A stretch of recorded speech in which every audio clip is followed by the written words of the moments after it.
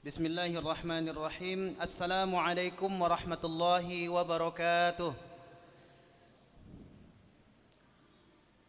Taib, sebelum kita mulai yang para ikhwan, yang para pemuda, para syabab, mungkin agak dirapatkan dulu posisinya, dikondisikan. Sangat dianjurkan sekali menghindari tiang. Si Arif. Apa berat badan antum? Taib. Ya akhwat, masyaallah, barakallahu fikum. Alhamdulillahi rabbil alamin, wassalatu wassalamu ala nabiyyina Muhammadinil karim wa ala alihi wa ashabihi ajma'in. Ashhadu an la ilaha illallah wa ashhadu anna Muhammadar Rasulullah. Allahumma salli wa sallim ala nabiyyina Muhammad wa ala alihi wa man tabi'ahum bi ihsanin ila yaumiddin, amma ba'du. Ya ayyuhalladzina amanu taqullaha haqqa tuqatih ولا تموتن إلا وأنتم مسلمون يا أيها الناس اتقوا ربكم الذي خلقكم من نفس واحدة وخلق منها زوجها وبث منهما رجالا كثيرا ونساء واتقوا الله الذي تساءلون به والأرحام إن الله كان عليكم رقيبا. Alhamdulillah, segala puji dan syukur marilah bersama-sama kita ucapkan kepada Allah Subhanahu wa taala, karena pada hari ini Allah berikan kita kenikmatan yang luar biasa, kenikmatan yang juga kita merasakan pada malam hari ini dan orang lain pun juga merasakan. Akan tetapi nikmat yang kita rasakan hari ini dan orang lain juga rasakan, mungkin berbeda cara kita menyikapinya. Seperti nikmat kesehatan. Nikmat kesehatan dan nikmat waktu yang luang Allah berikan kepada kita, dan juga Allah berikan kepada orang-orang lain. Katakan saja orang-orang munafik atau orang-orang kafir, Allah memberikan mereka juga kesehatan dan waktu luang. Akan tetapi kita yang hadir pada malam hari ini menggunakan nikmat yang Allah berikan itu untuk kebaikan, untuk kebaikan ukhrawi kita, untuk kebaikan akhirat kita. Akan tetapi nikmat yang didapatkan orang-orang kafir, mereka melanjutkan kekafiran mereka, mereka melanjutkan kesesatan mereka. Dan ini adalah pembeda antara diri kita dan orang-orang yang mendapatkan nikmat namun tidak bisa menggunakan nikmat tersebut ke dalam kebaikan kepada Allah Subhanahu wa taala. Maka patutlah kita bersyukur kepada Allah Subhanahu wa taala, yang para ulama menyebutkan bagaimana cara kita mensyukuri nikmat Allah Subhanahu wa taala.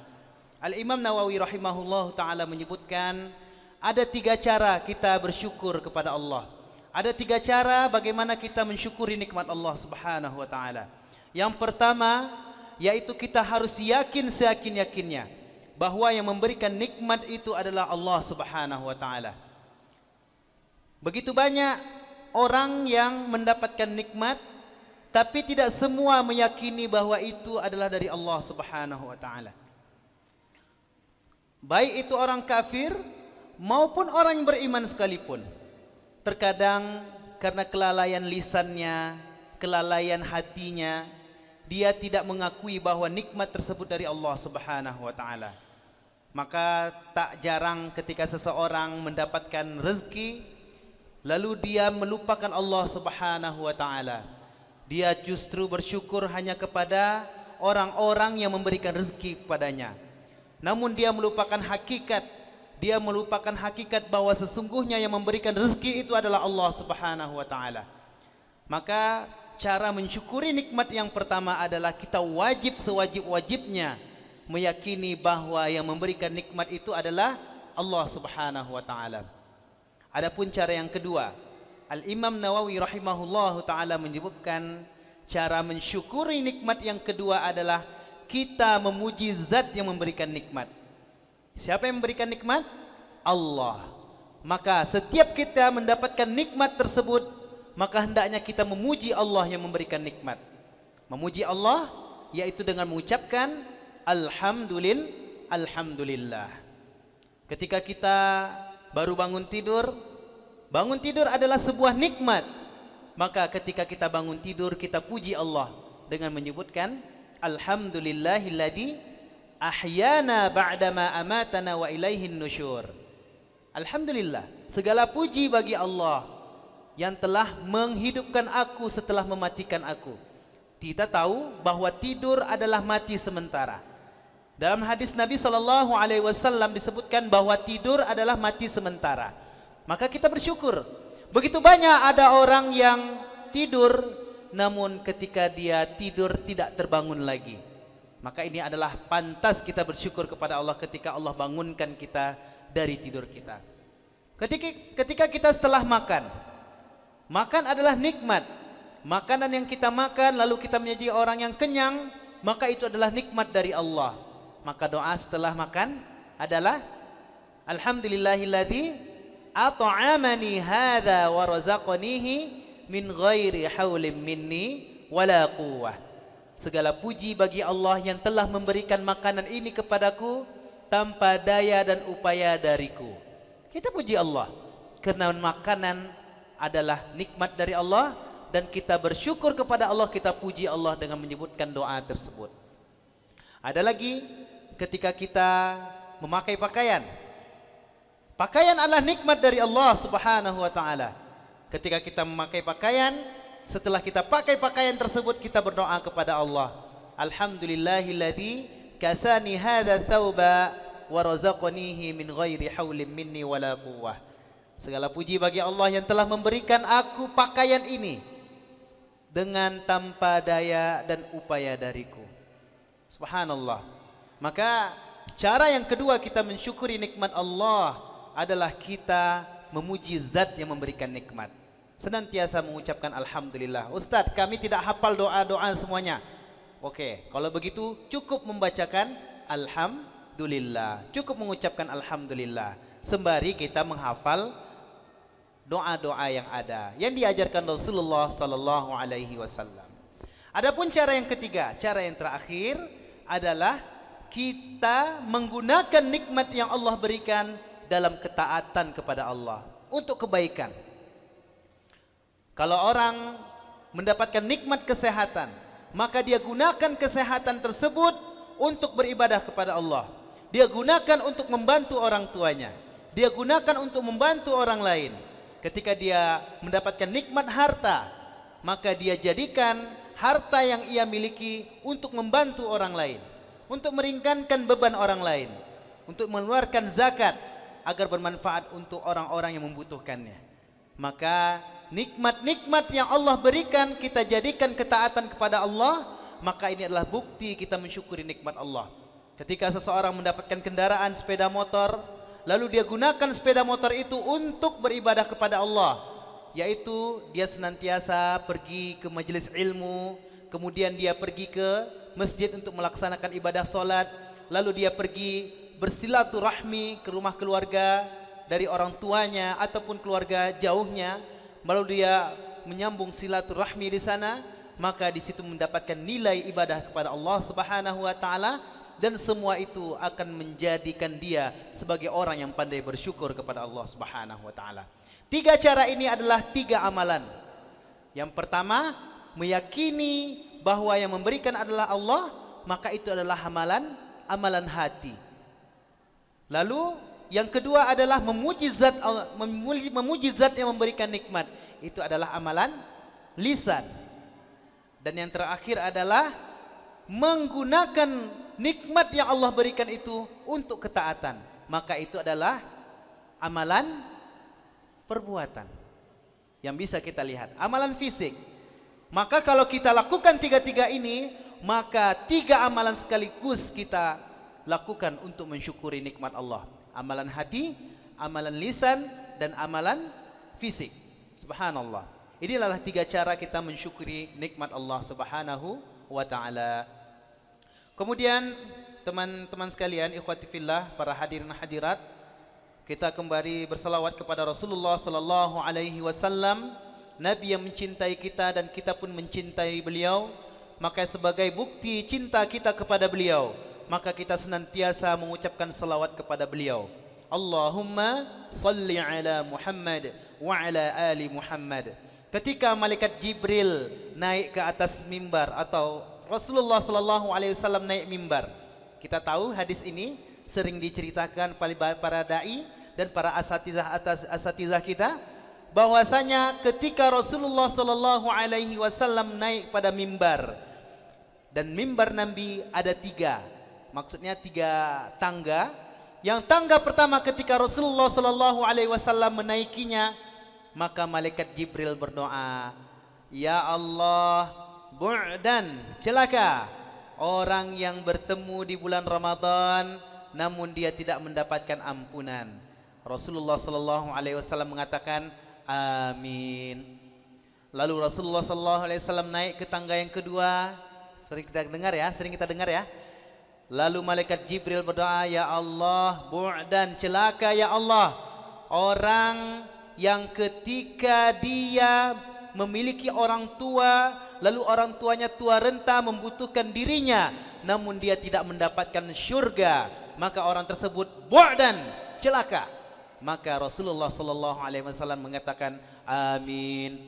Lalu ketika Rasulullah sallallahu alaihi wasallam naik ke tangga yang ketiga, ya Allah, bu'dan, celaka orang yang ketika disebutkan nama Rasulullah sallallahu alaihi wasallam di hadapannya, lalu dia tidak berselawat kepada Nabi, maka orang itu termasuk orang yang celaka ya Allah, kata malaikat Jibril.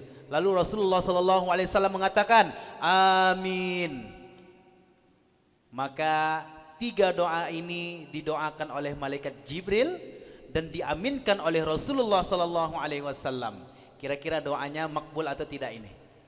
Sangat makbul, auto makbul. Otomatis. Kenapa? Yang berdoa adalah sayyidul malaikah, penghulu dari para malaikat, pemimpin dari para malaikat, yaitu malaikat Jibril, berdoa kepada Allah Subhanahu wa taala. Lalu yang mengaminkan adalah sayyidul anbiya, sayyidul mursalin, penghulu para nabi, pemimpin para rasul, yaitu Rasulullah sallallahu alaihi wasallam. Maka 2 makhluk yang mulia berdoa kepada Allah, maka otomatis doa itu akan makbul.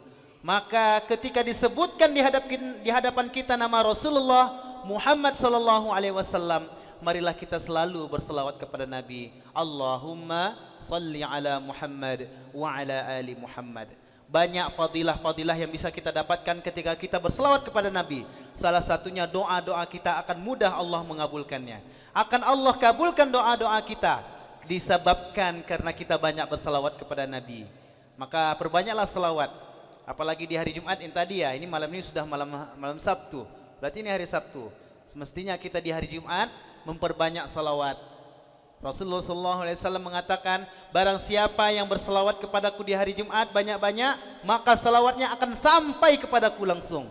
Maka salawat yang kita bacakan di hari Jumat merupakan salawat yang langsung sampai kepada Rasulullah SAW.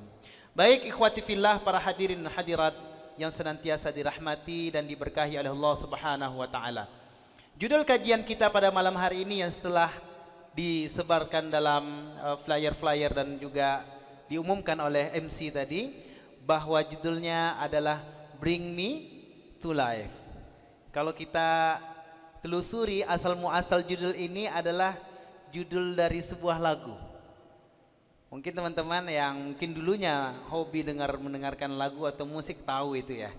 Akan tetapi kalau kita teliti sekali, bahwa Bring Me to Life ini artinya adalah apa, Boy? Bawa aku hidup kembali. Sebelumnya, Ane minta antum semuanya buka Al-Quran dulu. Kita buka Al-Quran dulu, karena kajian kita malam hari ini adalah kajian tadabbur. Dan dari mana asal muasal kata Bring Me to Life ini, dan apakah ada di dalam Al-Quran? Maka kita akan coba buka Al-Quran.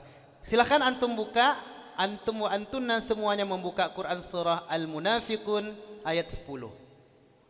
Ana minta satu orang untuk membacakan. Bowi baca, Bowi ya. Ada mic-nya, Bowi? Salah satu membaca ya. Teman-teman yang punya Android silakan dibuka Al-Qur'annya, yang teman-teman yang mau buka mushafnya juga boleh.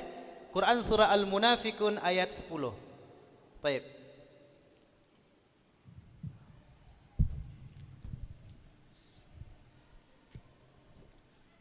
أعوذ بالله من الشيطان الرجيم وأنفقوا مما رزقناكم من قبل أن يأتي أحدكم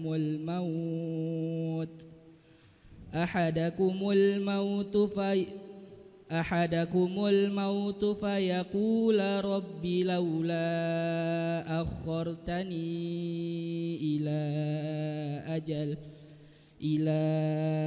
أجل قريب فأصدق وأكن من الصالحين. Baik. Artinya? Bentar. Ada artinya? Bentar. Apa itu kan? Enggak ada itunya, Ustaz. Tapi ada yang punya terjemahannya? Mic-nya bawa situnya, Bu.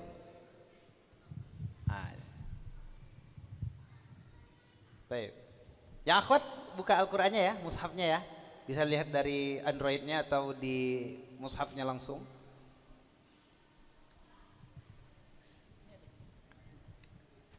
Ya, antum duduk aja sini, Bu. Baik, silahkan baca. Sabar, 63 ayat 63.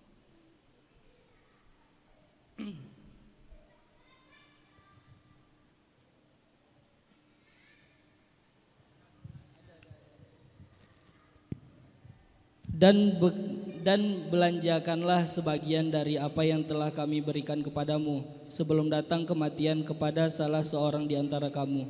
Lalu ia berkata, Ya Robku, mengapa engkau tidak menangguhkan kematianku sampai waktu yang dekat, yang menyebabkan aku dapat bersedekah dan aku termasuk orang-orang yang soleh. Baik, barakallahu fiik. Nah, kita bersama-sama ya. Kita telah dengar sama-sama di Quran surah Al-Munafiqun ayat 10, Allah Subhanahu wa taala berfirman, "Wa anfiqu mimma razaqnakum min qabli an ya'tiya ahadakumul maut fayaqula rabbi law min qabli an ya'tiya ahadakumul maut fayaqula rabbi laula akhartani ila ajalin qarib fa asaddaq wa akum minas salihin." Quran surah Al-Munafiqun ayat 10. Yang artinya, mungkin teman-teman silahkan buka terjemahan atau lihat Al-Qur'annya. Wa anfiqu, kita terjemahkan ya, kita terjemahkan satu persatu per mufradat, per penggalan-penggalan biar teman-teman bisa memahami nantinya. Wa anfiqu, dan infakkanlah dan keluarkanlah dan sedekahkanlah mimma razaqnakum, dari apa-apa yang telah kami rezekikan kepada kalian. Min qabli ay ya'tiya ahadakumul maut, sebelum datang kepada salah seorang di antara kalian kematian. Sebelum datang kematian pada salah seorang di antara kalian. Fayaqula rabbi, lalu dia mengatakan, Ya Rabbi, fayaqula rabbi laula akhartani, ya Allah, tangguhkanlah kepadaku ila ajalin qarib, cuma sebentar saja kematian itu. Fa asaddaq wa akum minas salihin, maka aku akan bersedekah dan aku akan menjadi termasuk orang-orang yang soleh. Quran surat Al-Munafiqun ayat 10. Baik ikhwati fillah, judul kajian kita ini diambil dari ayat ini, yaitu pada kalimat laula akhartani ila ajalin qarib fayaqula rabbi laula akhartani ila ajalin qarib. Kalau dalam artian terjemahan bebasnya, para ulama menyebutkan apa maksud dari perkataan ini. Dan para ulama menyebutkan, sebagian mengatakan bahwa ini adalah perkataan ahlil kubur. Perkataan ahlil kubur, orang yang sudah meninggal, dia mengatakan kepada Allah, Ya Allah, hidupkan aku hanya sebentar saja ya Allah. Dia minta hidup. Orang yang sudah mati meminta kepada Allah untuk hidup. Si mayit minta cuma hidup sebentar saja. Si mayit minta hidup sebentar kepada Allah, ingin melakukan amal soleh. dan disebutkan di sini adalah sedekah. Maka inilah inspirasi dari kajian kita malam hari ini adalah Bring Me to Life. Bawa kembali aku hidup wahai Allah. Ini inspirasinya. Baik, masalah judul udah aman ya? Udah paham ya? Kemana arahannya? Jadi judul kita ini adalah terinspirasi dari ayat Allah Subhanahu wa taala, yaitu Quran surah Al-Munafikun ayat 10 yang berasal dari kalimat penghuni kubur ataupun permintaan penghuni kubur agar mereka dihidupkan oleh Allah kembali di dunia. Baik. Kita coba mentadaburi ayat Allah ini, yang mudah-mudahan teman-teman dan para hadirin sekalian bisa mengambil faidah dari apa yang Allah Subhanahu wa taala sampaikan di Quran surah Al-Munafikun ayat 10 ini. Di ayat ini teman-teman sekalian, Allah Subhanahu wa taala mengawali dengan kalimat wa anfiqu mimma razaqnakum, dan infakkanlah dari apa-apa yang telah kami berikan kepada kalian. Teman-teman, ada yang menarik dari kalimat ini, dari penggalan ayat ini. Allah menyuruh kita untuk mengeluarkan dari apa-apa yang telah Allah berikan. Wa anfiqu mimma razaqnakum. Razaqnakum ini apa yang telah kami rezekikan kepada kalian. Lalu teman-teman, infak biasanya identik dengan harta. Benar? Infak biasanya identik dengan uang. Akan tetapi mesti kita ketahui teman-teman bahwa infak sebenarnya hakikatnya bukan hanya pada harta saja. Akan tetapi infak itu bisa berupa yang lain selain dari harta. Katakan saja bisa berupa ilmu, bisa berupa nasihat, bisa berupa tenaga, dan bisa berupa hal yang lainnya yang bermanfaat untuk orang lain. Apa dalilnya? Rasulullah sallallahu alaihi wasallam menyebutkan dalam sebuah hadis yang ditulis oleh Al-Imam Nawawi rahimahullahu taala di dalam kitab Al-Ba'in, kitab hadis Arba'in, di hadis yang ke-26, bahwa Rasulullah sallallahu alaihi wasallam mengatakan kulla salami minan nasi alaihi sadaqah. Setiap persendian manusia, setiap persendian kita, sendi-sendi kita ini diwajibkan untuk bersedekah setiap hari. Setiap hari wajib bersedekah. Persendian-persendian kita wajib untuk disedekahkan. Bersedekah mereka untuk persendian kita ini wajib untuk bersedekah setiap harinya. Lalu Rasulullah SAW melanjutkan kullu yaumin tatlu'u fihi syams, yaitu bersedekah setiap harinya mulai dari terbit matahari. Ya, mulai dari terbit matahari. Kemudian dilanjutkan ta'dilu bainal itsnain shadaqah. Memperbaiki atau menengahi permasalahan dua orang yang bermasalah termasuk sedekah. Nah, ini mendamaikan orang yang sedang berselisih itu merupakan sedekah, kata Rasulullah sallallahu alaihi wasallam. Dilanjutkan lagi, fatahmiluhu 'alaiha au tarfa'u lahu 'alaiha mata'ahu shadaqah.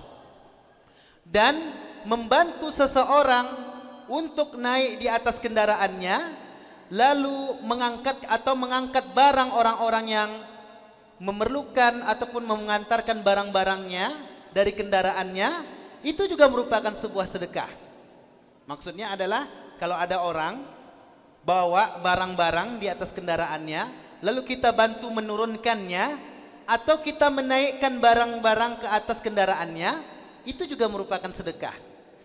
Lalu Rasulullah SAW mengatakan lagi, wal kalimatu thayyibatu shadaqah. Dan kalimat-kalimat nasihat, perkataan-perkataan yang baik, itu adalah sedekah. Apa itu? Kalimatut thayyibah, berzikir kepada Allah, subhanallah, alhamdulillah, la ilaha illallah, Allahu akbar, itu juga sedekah. Atau menasehati orang lain, kalimatut thayyibah juga dimaknai dengan menasehati, nasihat yang baik untuk orang, maka itu juga adalah sedekah. Rasulullah SAW mengatakan lagi, walikulli khutwatin tamshiha ila salati sadaqah.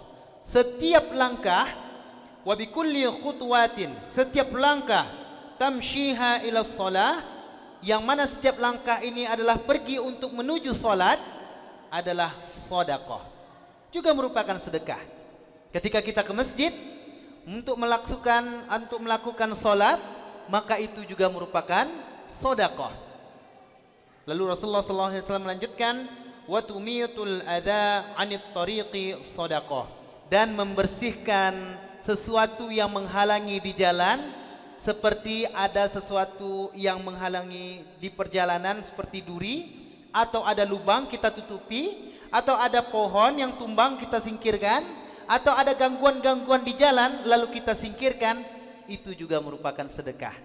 Dan hadis ini diriwayatkan oleh Al-Imam Bukhari dan Muslim, dan ditulis oleh Al-Imam Nawawi dalam hadis Arba'in An-Nawawi.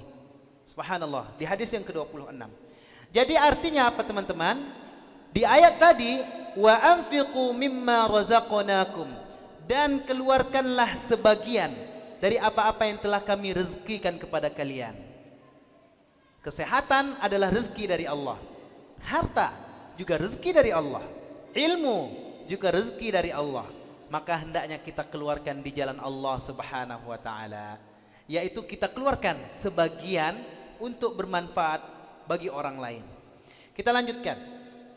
Wa anfiqu mimma razaqnakum min qabli ay ya'tiya ahadakumul maut. Sebelum datangnya salah seorang di antara kalian datang kepadanya kematian. Di ayat ini Allah memerintahkan agar kita berinfak sebelum datangnya kematian. Ini bab meskipun kajian anak muda, tapi mesti juga kita bahas di masalah kematian. Karena kematian itu tidak mesti memandang usia. Karena banyak juga orang-orang yang muda, anak-anak yang muda mati di usia belia mereka. Maka teman-teman, di ayat ini Allah memerintahkan agar kita segera mungkin untuk berinfak sebelum datang kematian. Lalu Allah Subhanahu wa taala menyeruskan apa yang dikatakan orang yang sudah mati, fayaqula rabbi laula akhartani ila ajalin qarib. Yang mana Allah Subhanahu wa taala mengatakan bahwasanya orang-orang yang telah mati mereka akan mengatakan, rabbi laula akhartani ila ajalin qarib. Ya Allah, mohon ya Allah, bangkitkan aku lagi ke dunia ya Allah.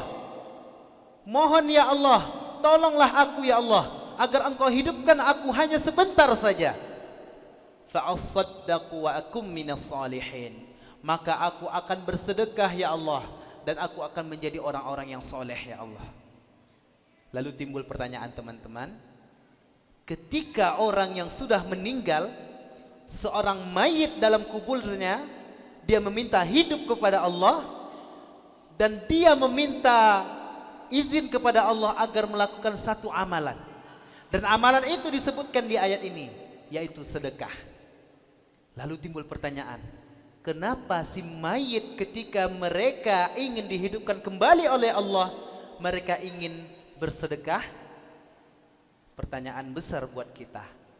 Maka jawabannya insya Allah setelah sholat isya, insya Allah. Baik, kita dengarkan azan dan setelah itu kita sholat isya. Nanti kita lanjutkan bagaimana sang mayit membutuhkan sedekah untuk mereka. Maka insya Allah kita lanjutkan setelah sholat isya. Barakallahu fikum wa jazakumullahu khairan. Kita tutup dengan mengucapkan hamdalah, alhamdulillahi rabbil alamin. Doa kafaratul majlis, subhanakallahumma wa bihamdika, asyhadu an la ilaha illa anta astaghfiruka wa atubu ilaika. Assalamualaikum warahmatullahi wabarakatuh.